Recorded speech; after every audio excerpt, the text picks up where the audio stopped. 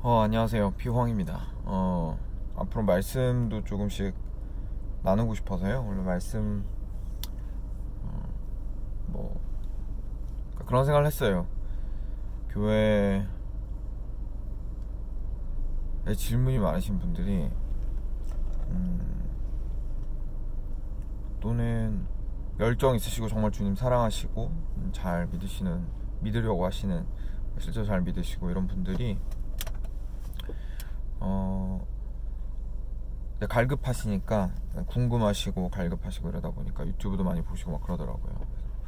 그런 분들 많으신 것 같아요. 근데 실제로 제가 유튜브를 봤을 때 건전한 컨텐츠도 굉장히 많지만 아닌 컨텐츠도 참 많은 것 같다는 생각을 많이 했었거든요. 그래서 예전에는 뭐 말씀 잘 전하는 것도 아니고 잘 아는 것도 아닌데 그렇게 내가 막 올리는 게 무슨 의미가 있겠나라는 생각도 했었고, 또 한편으로는 그냥 유명해지고 싶어서 그런 거 아닌가, 유명해지지도 않겠지만 이제 그 심리 자체가 그런 거 아닌가, 그런 생각을 했었거든요. 근데 요즘 생각이 많이 바뀌었어요. 그러니까 왜냐하면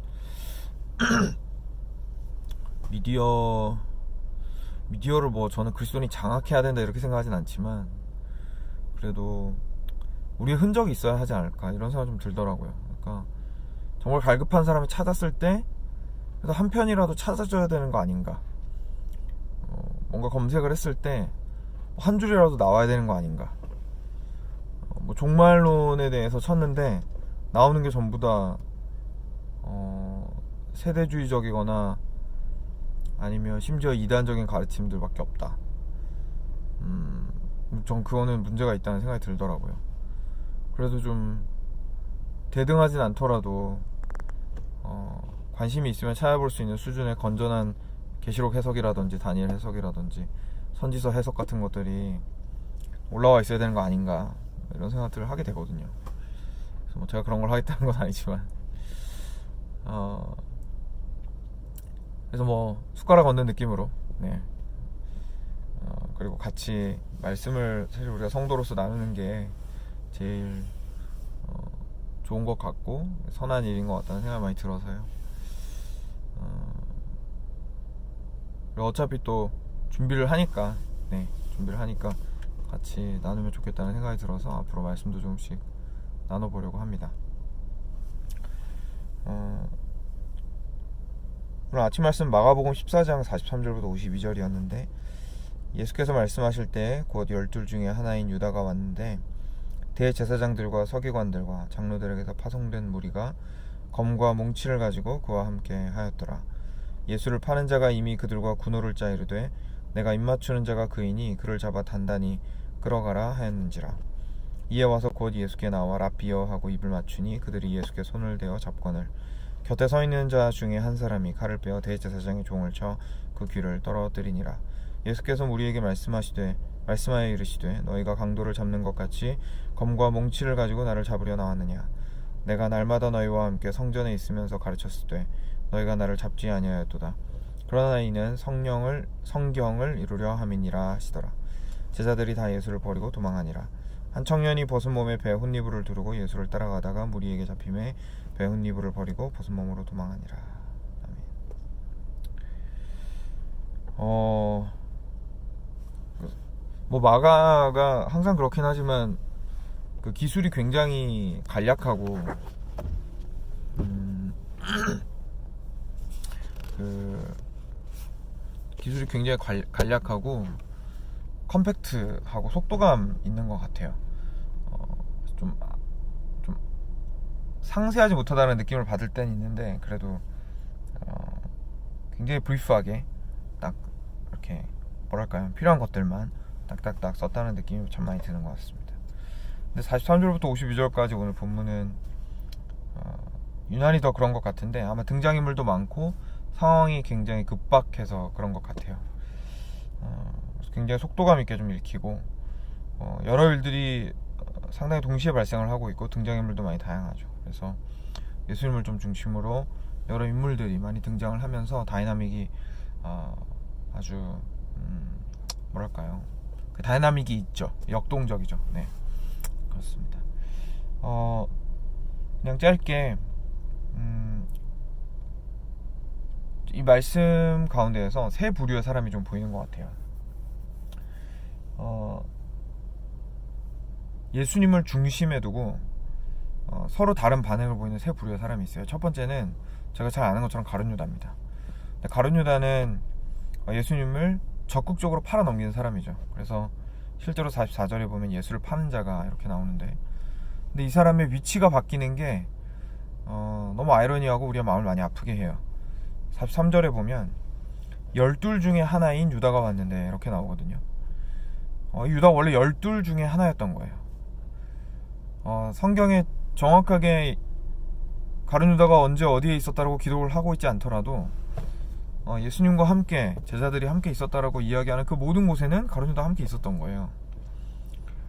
그 말씀을 하실 때에도 있었고, 그 사건이 있을 때도 있었고, 그 떡을 떼실 때도 있었고, 오병이어 기적을 일으키고 그 떡을 먹고 그 물고기를 먹을 때도 있었을 거예요. 그렇죠? 풍랑을 잠잠하게 하셨을 때도 함께 했을 겁니다. 그랬던 유다가, 예수님과 제자들과 함께 있었던 그 유다가 지금은 대제사장들과 서기관들과 장로들에게서 파송된 무리가 검과 몽치를 가지고 그와 함께 하였더라. 위치가 바뀐 거예요. 근데 그 위치가 예수님을 적극적으로 적대하는 무리들의 위치로 바뀌게 된 겁니다.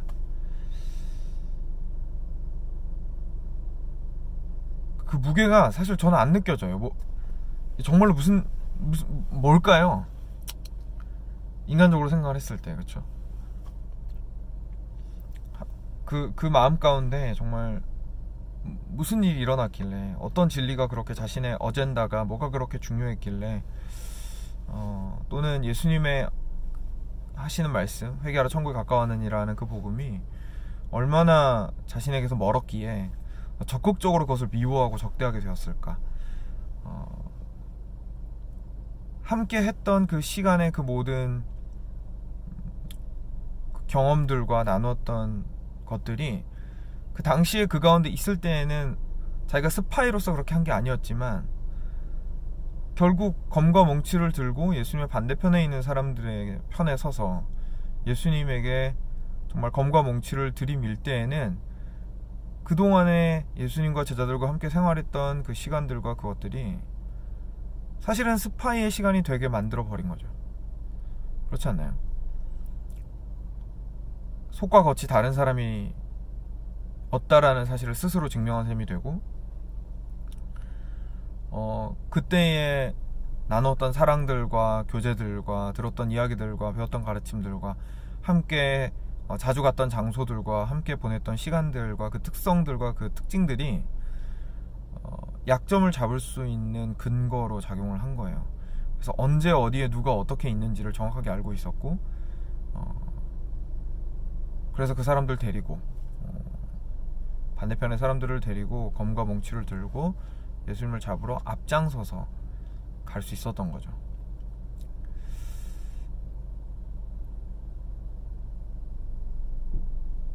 마음이 많이 아픈 것 같습니다. 근데 거기에서 그치지 않았어요. 여기서 보면 이미 군호를 짜고 내가 입맞추는 자가 그이니 그를 잡아 단단히 끌어가라, 이렇게 이야기를 하거든요. 그러니까 여기서 단단히라는 말도 당부의 말이에요. 그러니까 firmly, 이렇게 굳게 붙들어라, 이런 뜻이거든요. 그래서 그리고 군호까지 짜고 입을 맞추었죠. 사랑의 표현으로 암호를 짜서 팔아넘긴, 끝까지 사실상 스파이의 모습을 보인 가룟 유다를 우리는 볼 수가 있습니다. 그리고 사실 그럴 수 있거든요. 이렇게 밀고를 해도 뒤에 숨어서 손가락질 할 수 있잖아요. 뒤에 숨어서 그냥 손가락으로 가리키면 돼요. 이렇게 안전한 곳에 숨어서 저 사람이 우리 스승입니다, 이렇게 얘기하고 잡는 사람들만 가서 잡고 본인은 뒤에서 숨어 있을 수도 있잖아요. 그런데 적극적으로 나가서 예수님을 진리 가운데 행하셨고 진리만을 선포하셨던 그분을 적극적으로 나아가서 그분을 향한 사랑의 표현을 암호로 그분을 팔았다라는 게 얼마나 그 마음이 참 강박하고 그리스도를 미워하고 그래야 그게 가능한지, 뭐 괘씸하고 이런 걸 넘어서는 것 같아요. 그 정도가 너무나 철저하기 때문에 괘씸하다? 이 정도 수준이 아닌 것 같아요. 그렇다고 막 분노가 치밀어 오느냐, 그것도 아니고, 저희가 이 가룟 유다를 생각할 때에 드는 마음은 오히려 더 차분해지고 극도로 측은한 것 같은, 어쩌다 그렇게 그 시간을 참 진리이신 예수 그리스도와 함께 보냈는데 그렇게까지 미워하게 되었을까라는 생각을 좀 하게 되는 것 같아요. 그렇습니다. 그래서 처음에 세 가지 부류의 사람들을 저희가 좀 볼 수 있다고 말씀을 드렸는데, 첫 번째 부류는 바로 가룟 유다와 같은 적극적으로 예수님을 향해서 검과 몽치를 들고 총칼을 들고 논리를 들고 감정을 들고 상처를 들고 분노를 들고 정의를 들고 자기 자신이 옳다 생각하는 진리의 어젠다를 들고 예수님 앞에 들이미는 모습이 있는 것 같습니다. 그런 부류의 사람을 좀 보여주는 것 같아요. 두 번째 부류의 사람들은 이제 가룟 유다랑 함께 온 사람들이에요. 대제사장들과 서기관들과 장로들에게 파송받아 온 무리들입니다.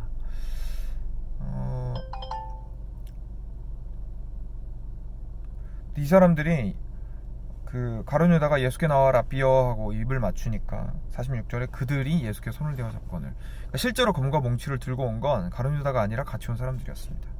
그리고 실제로 가룟 유다가 이렇게 이야기를 했을 때, 그리고 그 정해진 암고를 했을 때 구체적으로 가서 행동을 해서 예수님을 잡았던 사람들은 바로 이 무리였습니다. 그런데 저희들은 보통 가룟 유다 같은 사람만 나쁜 사람이라고 생각하는 경향이 좀 있거든요. 근데 오늘 모습에서 알 수 있듯이 예수님을 누가 죽였어요? 예수님을 누가 죽였나요? 가룟 유다만 죽인 건 아니거든요. 심지어 가룟 유다가 직접적으로 죽인 것도 아니에요. 총칼을 가지고 있는 사람들이 죽인 거였고, 실제 체포도 가룟 유다가 한 것이 아니고 총칼을 가지고 있었던 사람들이 했던 겁니다. 저는 이 부류의 사람들이, 이 무리가 보여주는 그 모습이 게으른 우리의 모습인 것 같다는 묵상을 하게 되는 것 같아요. 진리 앞에 자기 자신을 놓고 정확하게 판단해서 이 진리가 참 진리인지를 알아보기에 게으르고, 그리고 그 진리에 입각해서 그 진리를 심판자로 삼아 나의 삶과 나의 생각을 엎드려뜨리고 그 앞에서 판단받고자 하는 노력과 진솔함이 없는 모습들, 시키니까 검과 몽치 들고 가는 거고, 가룟 유다가 앞장서니까 검과 몽치 들고 가는 거고, 잡으라고 하니까 잡는 거예요.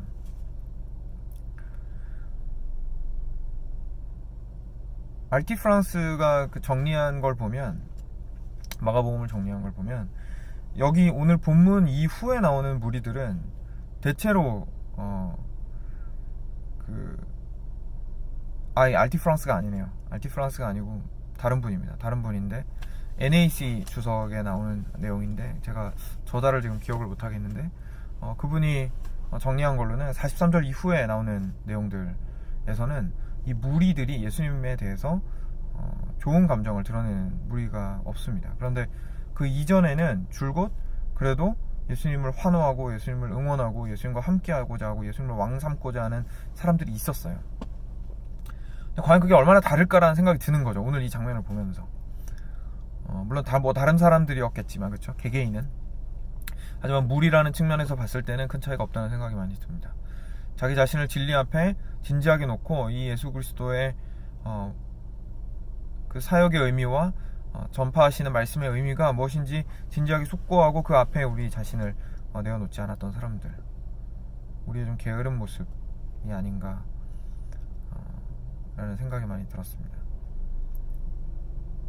그리고 세 번째 부류의 사람들은 제자들이에요. 사실 어떻게 보면 제일 가룟 유다 다음으로 저희한테 실망스럽게 느껴지는 사람들일 수도 있겠죠. 예수님과 함께 항상 함께 했었는데 그래서 다 버리고 도망갔습니다. 50절에 제자들이 다 예수를 버리고 도망하니라. 그러니까 이 사람들은 예수님을 버리고 도망갔어요. 근데 가만히 있었냐면 아니에요. 혈기가 있었어요. 베드로는 혈기가 있었어요. 그래서 이 앞에도 베드로는 예수님을 절대 저는 버리지 않겠습니다. 호언장담하고. 그리고 오늘 이 장면에서는 칼을 빼들고 그래도 마지막 끝까지 발악을 해요. 대제사장의 귀를 대제사장의 종의 귀를 자르는, 이렇게 잘라버리는 사고를 치죠. 뭐 마가 본문에는 베드로라고 나오진 않지만요. 이런 걸 보면서 두려워하는 부류의 사람들을 좀 보게 되는 것 같습니다. 예수님과 항상 함께 했었고 그 진리를 너무나 사랑한다고 고백하고 심지어 혈기도 있고 열정도 있어서 발악하고 마지막 위험의 순간에 그래도 그 진리를 지키고자 악을 씁니다. 힘을 쓰고 최선을 다해요. 그런데 결국은 도망가게 되는. 그리고 이제 전통적으로는 마가라고 여겨지는 여기 나오는 한 청년, 벗은 몸에 배 혼니부를 두르고 예수님을 따라가기는 했어요. 발악을 하는 거죠. 끝까지 그래도 숨어서라도 예수님을 따라서 가는 겁니다. 그런데 결국 배 혼니부를 버리고 벗은 몸으로 도망했습니다. 이렇게 좀 세 부류의 사람들이 예수님을 중심으로 그 각자의 특징을 가지고 드러나는 것 같다는 생각을 했습니다. 그래서 가룟 유다와 같이 적극적으로 예수님께 검과 몽치를 들이대는 자, 예수님을 팔아 넘기는 자, 적극적으로 예수님을 뭐랄까요, 대적하고 적대하는 부류가 있고요. 또 참 게을러서 그냥 대중의 그리고 또는 가룟 유다와 같은 사람의 의견에 휩쓸리는 부류의 사람들이 있는 것 같고, 진리 앞에 자기 자신을 세우기를 게을리하는, 보통은 그게 나쁘다는 생각이 안 들거든요. 근데 결국은 예수님을 죽음에 넘겨주게 된 책임을 져야 하는 사람들이 되었죠. 이들도 그 게으름에 자기를 맡긴 탓에. 그리고 세 번째 부류는 두려워하는 사람들, 제자들과 같이 예수님과 함께 하는 시간들이 참 있었지만 너무나 두려워서 그 진리와 끝까지 함께 하지 못하는 모습들을 보게 되는 것 같습니다. 근데 여기까지만 보고 제가 적용을, 그래서 우리가 열심히 좀 두려워하지도 말고 예수님을 적대하지도 말고 예수님을 사랑하며 흐지부지하지 말고 자기 자신을 부지런하게 말씀 앞에 세워서 진리 앞에 자신을 세워야겠다, 이렇게 적용을 하고 끝나면 사실 저는 성경적인 적용이 아니라고 생각을 합니다. 여기에서 올바른 방향은 그 다음에 예수님께서 어떻게 하셨는지, 그리고 그 다음 이야기들에 저희가 좀 주목을 하는 것일 것 같아요. 오늘 이 장면이 보여주는 굉장히 역설적인 면이 하나 있는데요. 여기에 나오는 이 세 부류의 사람들이 모두 예수님을 죽음으로 몰았다라는 첫 번째 역설이 있어요. 그러니까 우리는 보통 첫 번째 부류에 적대적으로 예수님을 대하는 사람들만 예수님을 죽음으로 몰았다고 생각하는 경향이 있는데 아니었던 거죠. 그 사람들만 예수님을 죽음으로 몰았던 것이 아니라 가룟 유다 같은 사람들, 또는 대제사장이나 이렇게 적극적으로 예수님을 대적했던 사람들만 예수님을 죽음으로 몰았던 것이 아니라 게을러서 그냥 그 흐름을 탔던 사람들도 결국은 예수님을 죽음으로 몰았던 사람이 돼버렸고, 도망했던 제자들도 굉장히 역설적으로 결국은 예수님을 죽음으로 넘겨준 셈이 돼버린 거예요. 그래서 어쩌면 예수님께서 십자가상에서 가상칠언 중에 참, 주님, 저들이 자기가 무슨 일을 하는지 못합니다, 저들을 용서하시옵소서라고 했을 때 저희는 적극적으로 예수님을 죽였던 사람들만 생각하기 쉽지만 어쩌면 이 나머지 두 부류의 사람들도 다 포함이 되어 있을 수도 있다는 생각을 하게 됩니다. 근데 두 번째 역설이 또 하나 있어요. 뭐냐면, 그런데 예수님께서 이 앞에 쭉 해오셨던, 예수님께서 세 번이나 당신의 죽음과 부활을 고지하시고 그리고 특별한 밤을 보냈잖아요. 그 막달라 마리아가 기름을 붓고, 뭐 예수님께서 세족식을 하시고, 그리고 성찬을 제정하시고, 겟세마네 동산에 가서 기도하시고, 뭐 이런 굉장히 특별한 시간들을 보내셨거든요. 그러니까 무슨 뜻이냐면 오늘 죽을 걸 사실은 아셨다는 거잖아요. 그러니까 오늘 체포될 것을, 그러니까 그 체포될 그 모든 상황에 대해서 아시면서 그 길을 향해서 가고 계셨던 거예요. 그러니까 굉장히 아이러니하게도 모든 부류의 사람들이 예수님을 죽음으로 내몰았는데 정작 예수님 본인의 죽음은 사실상 그 어떤 죽음보다도 가장 적극적이었던 죽음이었던 거죠. 예수님께서는 그 모든 사람들의 그 뭐랄까요, 연약함과 죄악됨을 그래서 예수님을 죽음에 내어 주게 만든 그 상황을 관통해서 끌고 가신 거죠. 하나님께서 정하신 그 뜻을 끝까지 이루시는 것을 주변 상황과 함께 라고 표현하는 게 맞을까요? 상황에도 불구하고, 그러니까 뭐라고 표현해도 표현이 참 어려운 것 같아요.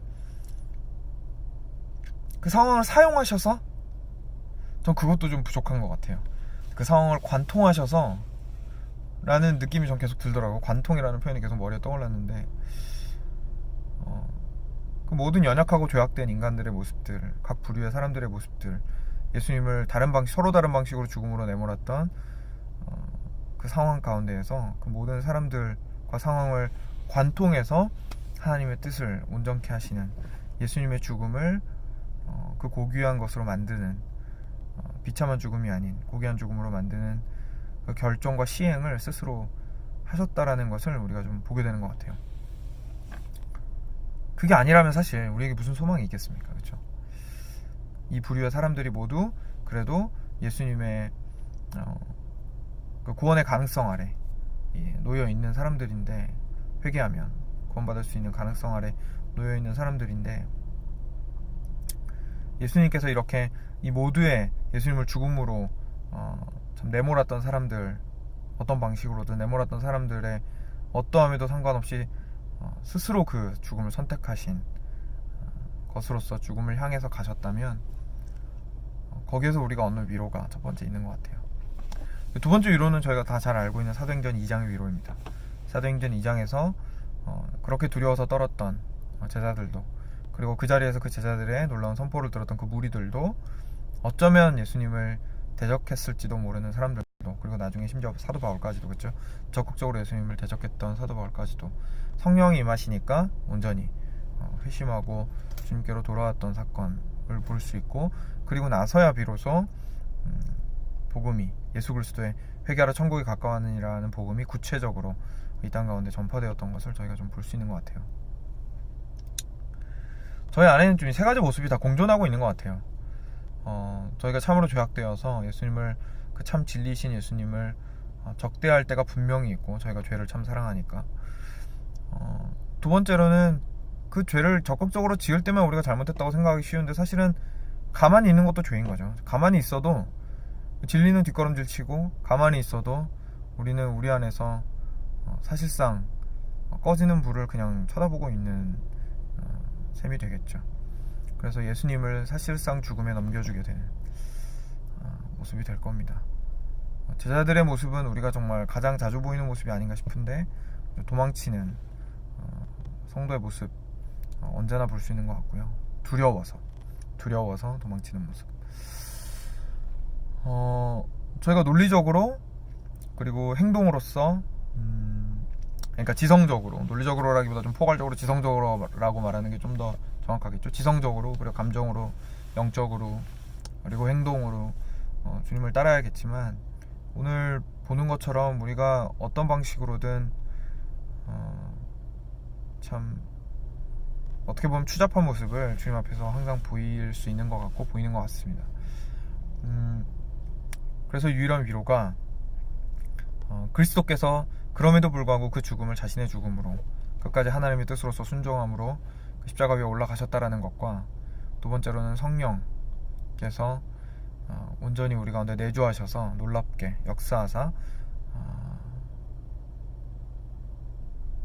정말 180도라고 말을 하는 것도 좀 부족한 것 같다는 느낌이 들 정도로 완전히 뒤바뀐 제자들과, 그리고 적대했던, 예수님을 적대했으나 바뀌었던 사도 바울이나,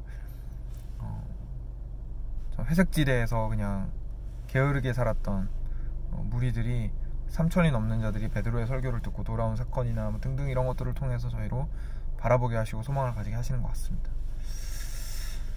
네,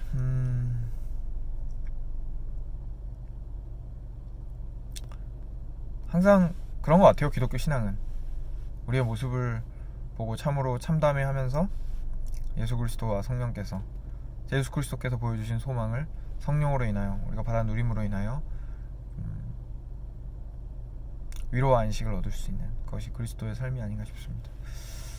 네, 앞으로 계속 이렇게 조금씩 말씀을 저 일주일에 한 편 정도는 나눌 수 있지 않을까 싶고요.